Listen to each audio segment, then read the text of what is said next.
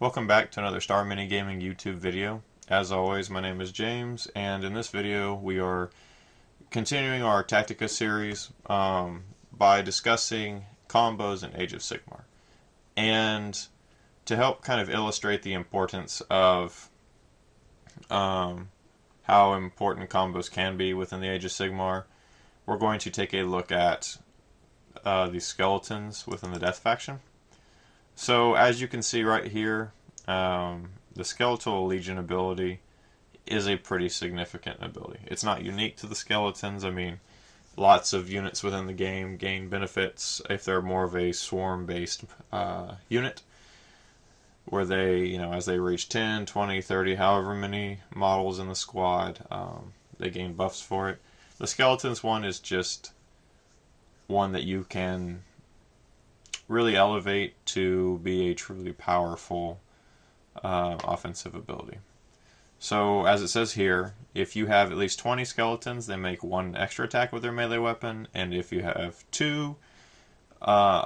you have 30 skeletons or more, you can make 2 extra attacks. And the way that I like to run my skeletons, if I am running a squad of 30 or more, is to bring 20 of them with Ancient Blades and 10 of them or more if I'm beyond that with Ancient Spears. Basically, I still run them on the 20 mil squares, so I like to have the first 2 ranks be with Ancient Blades, and then the back line being with the Ancient Spear. Clearly the Ancient Spear stats are a little bit weaker, but you are getting the additional attacks really with everybody by bringing them, because their extra range does allow them to still reach in the combat even though they're further away. Now obviously in Age of Sigmar there's lots of different formations you can run models in. This formation does not have to stay in kind of a traditional classic Warhammer rank and file block, but with this combo, being able to do that is highly beneficial for you. So I'm going to show you how you can take that 3 attacks each skeletons with at least 2/3 of them hopefully hitting on 4s by 4s with those 3 attacks, and how you can go from 3 attacks each to 8 attacks each in one combat phase. Relatively easy regardless of almost any comp system that you're using. So first up, we're going to look at Krell, the Lord of Undeath. Now you have to take Krell as your commander in order to do this, and in some comps you may not want to bring Krell simply because they may have a cap on the number of named heroes that you can bring. But if they don't, which I think they shouldn't, honestly I don't like caps on any unit class, but his command ability is quite good when paired with skeletons. His command ability says pick one unit of skeletons within 18 inches. All models within that unit may make 1 extra attack with each of their weapons until your next hero phase. That's quite good. Clearly that just bumps up all of your skeletons if you have a squad of 30 plus, which is what we're really concerned with here, to 4 attacks each. Now, it still obviously is beneficial to smaller squads. If you have less than 20, you now have the 2 attacks, just like you do if you have more than 20. If you have less than 30, you can now, but greater than 19, you now have access to the 3 attacks each. But the true, the true example of what we're going for here, we're going to continue to stick with the idea that we have at least 30 skeletons in this unit. So now you've brought up the total number of attacks with your skeletons to 4 each, which is very, very good. There's not many units in the game that have 4 attacks each, and those that do, very seldom can bring the number of models to bear in a single combat as these skeletons can. Now we look at the other option that does basically the same thing for us, that is not a named hero. So and honestly, even if you don't have a cap on named heroes, perhaps this model benefits your entire army a little bit more, and so this is another option that you have. If you take the generic Vampire Lord, either on his Nightmare Steed or on foot, and he's your commander. His Blood Feast ability does basically the same thing. Pick a death unit instead of just the skeleton within 15 inches, and the models may make one extra attack with each of their melee weapons until your next hero phase. So basically a less specific version of Krell's ability with a 3-inch shorter range. So there's obviously a bit of a trade-off. Both of those heroes have their advantages over each other, but that's just two options for you.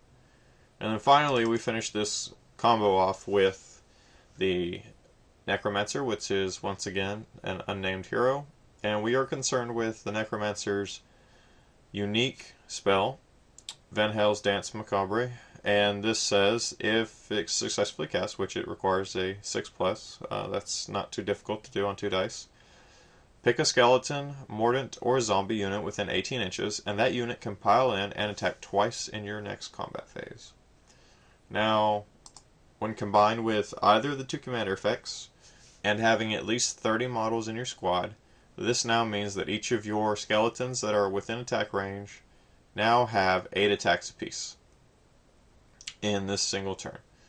So if we are looking at a squad of 30 plus, and if they are all able to get within attack range, which is typically not that difficult to do if you plan it out properly, especially if you have them equipped with their hornblower, or maybe you have other units that are able to buff their speed or whatever for their charge.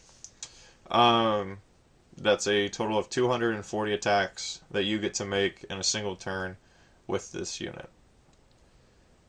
Very few things in the game are going to stand up to 240 attacks with 2/3 of those, so 160, being made at a 4+4+ hit and wound rate, and the final 1/3 or final 80 being made at a 5+4+, even though there are no Wrens. Archaon will probably be wetting himself in fear once he knows what this unit is capable of. It's clearly able to take down just about any big unit in the game. Elite armies like Stormcasts will struggle against this. If you're playing in just about any comp, like I said, other than a wounds-based comp, this can be utterly ridiculous. And for example, in the STK or Clash, it's not hard for this combo to make its points back. One of the other key things about this combo is it's not difficult, number one, to bring in your army, because in anything other than a wounds-based comp, it's not taking up a lot of your force. For example, in the SDK, this is relatively small points. In the Clash or Azir comps, again, it's a relatively small amount of points. If you do have caps on number of heroes, number of named heroes, things like that, then this can help you in the sense of you can bring the heroes that I've listed without taking any named heroes, or even in a wounds-based system, you're looking at roughly, 40 to 45 wounds is what you're, probably aiming for to bring this. So in a standard game of most wound-based comp systems, it's about half your force, but you can still fit in quite a bit for the rest of your army.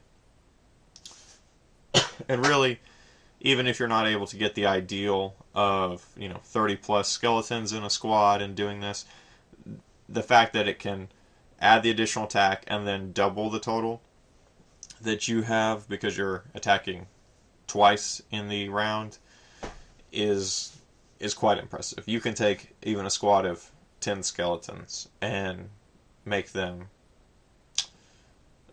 something that your opponent can't just ignore, as they would have 40 attacks in one turn. But that's all for this one. I just wanted to give what I thought was a pretty easy to bring combo. It's like all combos in Age of Sigmar. It is somewhat easy to remove in the sense that if you remove one part of it, you do weaken the combo.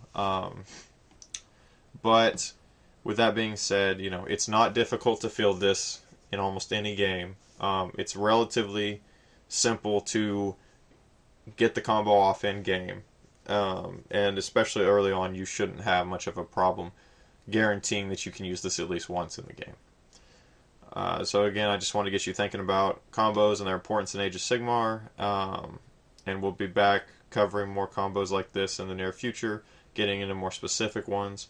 But until next time, this is James, and happy gaming.